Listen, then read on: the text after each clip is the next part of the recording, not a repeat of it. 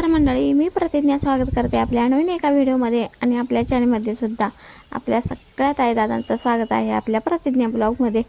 आज सकाळचं वातावरण बघा खूप छान झालं होतं आणि ना आज खूप कामाची गडबड होती म्हणून मी पटकन इथं देवपूजा करून घेतली। आज गुरुवार होता म्हणून म्हणलं आधी देवपूजा करावी आणि मगच कामाला सुरुवात करावी। तसं तर स्वामी आपल्याला नेहमी साथ देतात, स्वामी आपल्या पाठीशी नेहमी उभे असतात आणि ना त्यांचा खरं तर मला गुरुवार करायचा होता पण तब्येत बरी नसल्यामुळे ना गुरुवार उपवास करणं माझ्याकडून काय शक्य होणार नाही म्हणून मी काही करणार नाही, म्हणून फक्त पूजा करून घेतली। आणि आज ब्रेकफास्टमध्ये मला अन्वेषासाठी नाही तर रव्याचे वडे बनवायचे होते। हे वडे तुम्ही एकदा बनवून बघा, खरंच तुम्ही ना मेंदू वडे सुद्धा ना खायचे विसरून जाल, एवढे छान लागतात हे वडे।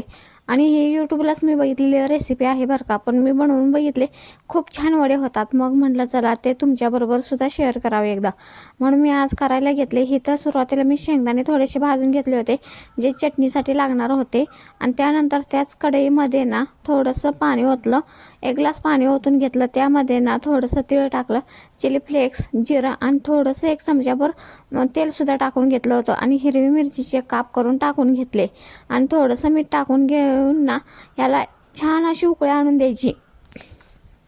आमच्या किचनमध्ये ना अजिबात उजेड येत नाही, त्यामुळे ना लाईट लावावीच लागते आणि लाईटचं ना सारखं जाणं येणं सुरू असतं आणि त्यामध्ये ना मोबाईलची सुद्धा ना माझी लाईट कमी जास्त होते। त्यामुळे बघा तुम्हाला थोडं फार व्हिडिओमध्ये लाईट कमी जास्त दिसत असेल, थोडंसं समजून घ्या। बघू मी काहीतरी याच्यावरती सोल्युशन काढेनच। आणि इथं पाण्याला उकळी आल्यानंतर त्यामध्ये हा बारीक रवा टाकून घेतलेला आहे।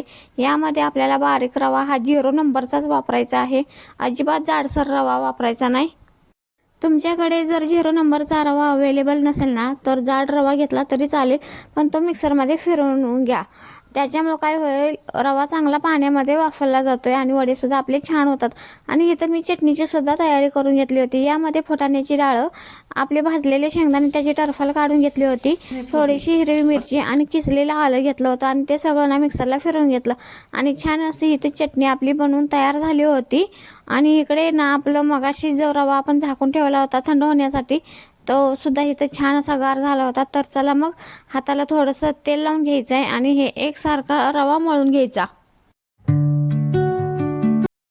रवा मळून झाल्यानंतर बघा मी इथं असे वडे बनवून घेतलेले आहेत। आत्ता थोडेसेच वडे बनवून घेतले, जेवढे अन्वेषाला पटकन द्यायचे होते मला तळून तेवढेच घेतले मी, बाकीचे नंतर करून घेते। आणि इथे बघा लगेच वडे ना तळून घेतले। आपलं तेल छान असं तापलेलं होतं, थोडंसं मिडियम आचेवर हे भाजून घ्यायचे, म्हणजे वडे आतून सुद्धा छान भाजले जातात आणि वरून सुद्धा ना एकदम क्रिस्पी होतात हे वडे। आणि खरंच एकदा हे वडे तुम्ही करून बघाल ना तर खरंच खूप छान टेस्टी लागतात, आमच्या सुद्धा सगळ्यांना हे आवडले आणि मी हे पहिल्यांदाच केलेले होते बरं का। आणि ना खूप छान वडे होतात आणि सगळे मी वडे नंतर बघा तळून घेतले, आतून सुद्धा तुम्हाला दाखवते, एकदम छान याचं टेक्स्चर बनतं। मेंदू वड्यापेक्षा सुद्धा याची टेस्ट भारी लागली आणि ही चटणी बरोबर सगळ्यांना ब्रेकफास्टमध्ये देऊन घेतलं। ब्रेकफास्ट झाल्यानंतर बाकीची सगळी कामं करून घेतली, नंतर साडीला इस्त्री करून घेतली आणि बाहेर बघा